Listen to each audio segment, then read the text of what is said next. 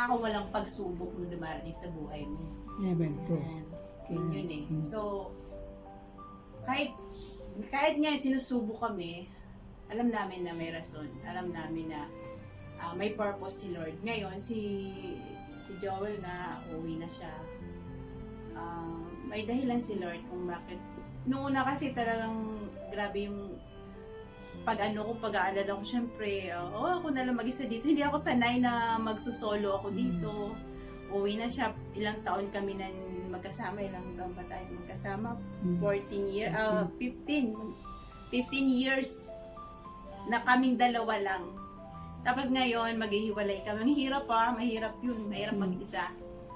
Pero inisip ko na lang talaga na may rason kung bakit na nangyayari lahat ng ito. Iniisip ko kasi, nandun siya sa mga anak namin, mayroon ng tatay yung mga anak namin. Kasi gusto ko kasi si mga anak ko din mag-guide niya. Pag gusto ko na madala siya kay Lord. Kasi Amen.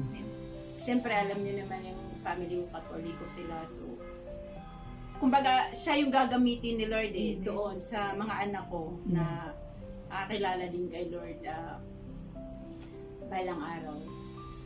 Yun, yun lang.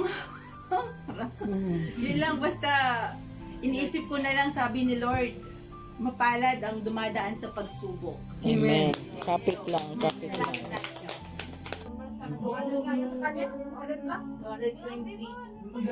Of your hand, and I am yours forever.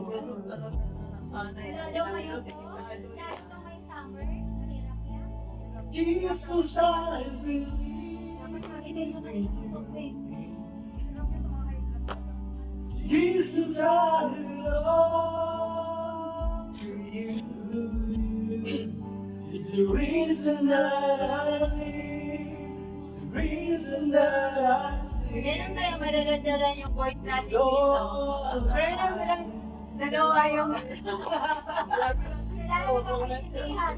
Kaya nga eh.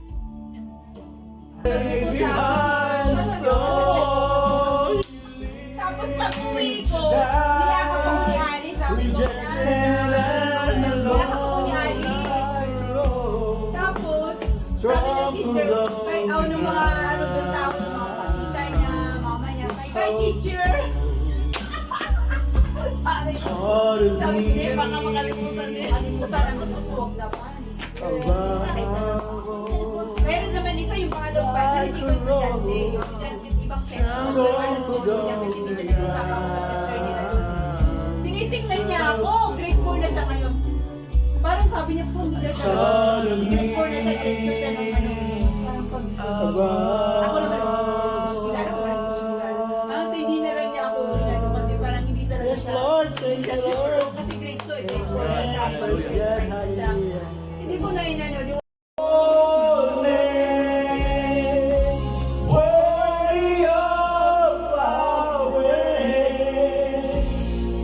My heart will sing how great is our God.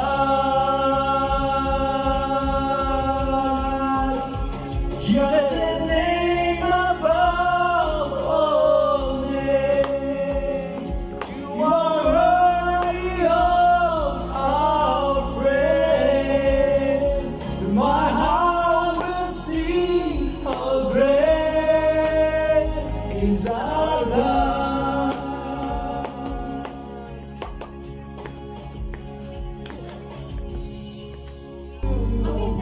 Reason that Babae, stand-high, gano'n. Jesus, I believe. Kasi yung pakulot na ano. Jesus, I belong. Reason that I Pakulot. reason that I sing. Tapos, Lord, Lord, I offer you my life. Now I'm found, was blind, but now I see.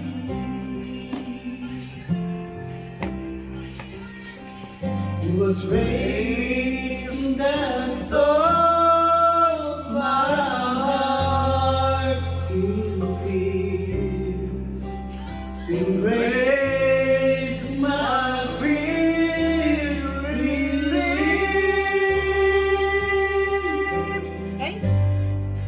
How precious did the grace appear. The hour I first believed. Po ang magbigay ng katagumpayan. Ang salamat po, ito pong aming samad dalangin sa nag-isang dakila ng pangalan, Panginoong Jesucristo. Amen. Amen. Ay na kayo! Doon Kasi ito yung ano. sarap, oh. Mayroong ginataang tuna, ginataang gulay. Ito yung ulam ni bro, special. Special ka bro, ah. Wow. From your Kuya Nel. Kuya Nels? Kuya Nels. Ay, baka gusto nyo mag-subscribe sa YouTube channel ko. Ay, may YouTube na! Wow! May Ayan. YouTube na siya. Opo. Nag-start na ako kasi nag-iipon ako ng memories na pwede na balik-balikan. Yan to yung mga kapatid ko sa pananampalataya, si Brother Joel, ang kanyang wife, si Sister Nenelyn, si Brother Joel, yun. Mag-uwi na yan siya sa June 12, bro. June 12. This next coming Friday. So, uwi na siya. Excited nang uwi ang aming kapatid, kaya kailangan na natin siya i-video para naman pag na-miss namin siya, pwede namin siya yan. Okay, sige. So, yung bangus na yan talagang sabi ko kailangan to walang asin. Walang asin yan. So, tikman lang natin ha. Masarap din yan kasi niluto yan galing sa puso. Yan. Yan, kain po kayo. Sister Tess, advance happy Valentine's. Kalam pala eh. Specialty mo, TVM. Wow. Ito. Ha? Thank you. Okay lang bro. Ano kasi yan eh, niluto ko muna siya sa air fryer. Okay bro, okay lang, welcome yan, masarap yan. Talagang asin. Walang butsin, asin yan. Wala, ano yan lang. Noodles sama. Sa ano? Eh, saan?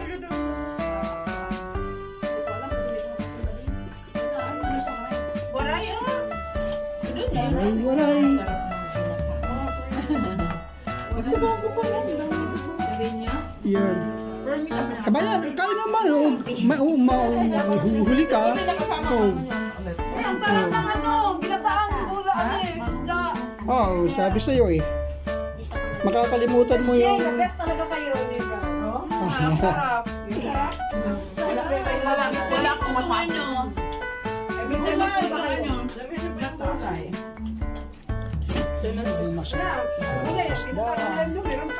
Ginataang tuna. Ginataang gulay. Dapat pinakbit yan. Eh, sabi ko may may tuna na Sabi ko masarap yung ginataan. Mas masarap ang ginataan. Uy, nasa na si Ko, ilang ano na yung Oy, kain na kayo. May pansit pa. Babanatan kong pansit. Ano muna ako ngayon? Sis Mer, parang diet ka ngayon ah. Hindi gutom. Oh. Ano ba yung tawag sa Bro, yung hindi mo na Sige bro, sige. Makita ko lang na busog ka eh. Okay, busog na rin. Yan o. Sige. ang tawag ko law-law. Mamaya. Daw, oy. Okay lang lasa bro. Kahit walang asin. Okay lang. Natitala kami doon. Yung lumabas yung original na lasa. Oo. Ako gusto ko rin sanayin sanang kumain ng ganyan. Yung lasa kasi niya na... Nasanay siya bro, mas nasasarapan siya sa walang asin. Oo rin, ako rin. Kasi Kapit mo kasi. huwag ko na napansin. Hindi mo malasahan yung isda pag may timpla. Oo. Parang Kasi yung asin yung nalasahan mo, tsaka bitsin. Oo. Ayun, yun. kahit sa mga pagkain naman. Kaya pala. Full of love. Oo, correct. Correct. Kaya sabi ko, ang sikreto ng pampapayat, yung mga walang lasa na pagkain. Ang tawag Oh. yan, only love. Hindi ko, Ano yan? Ala, kain na rin kayo ba? oo. Kain na ba? Ay, hello. Hello, kain na kayo. Yan. Ito na lang po. Sarap eh. Ganito pag kami ay nagkatipon-tipon dito, kakainan, nagtatawanan, mamaya magkakantahan, magpipr... Wala mo ng diet, Sister Mary. Huwag ka muna magda-diet ngayon. Naku, nakikita ng kapitbahay ko yan. Ay, ipagdala mo. Ay, nagdala pala ako ng ano, yung buto ng pichay. Bibili po siyang Oo. 5 KD, sabi niya. Ha? Bibili po siyang 5 KD, sabi niya, tanong niya si Brother Nelson magkano pa ako yung papayag.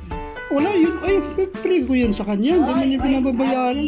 Ate Mary Ann. Pag pinabayaran niya yan sa akin, date lang naman yan na party dahil ano yan. Saka hindi pwedeng magtanim ngayon, mainit.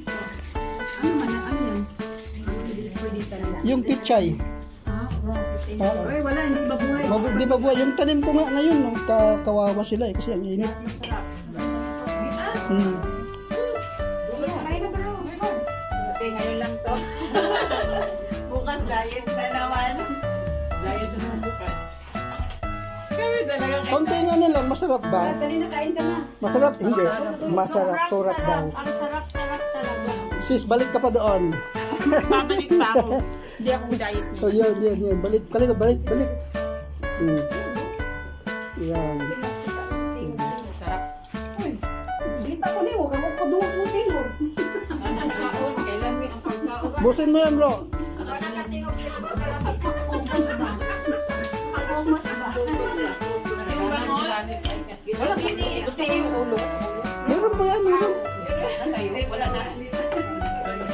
Wala, ito pa isa. Ang dami pa. Gulay pa, parang ganun. Nalagyan ko yung malalim ng manda. Hindi ko pa talaga eh. Kasi nagkuha ko ng ulo. Saan ang plato mo?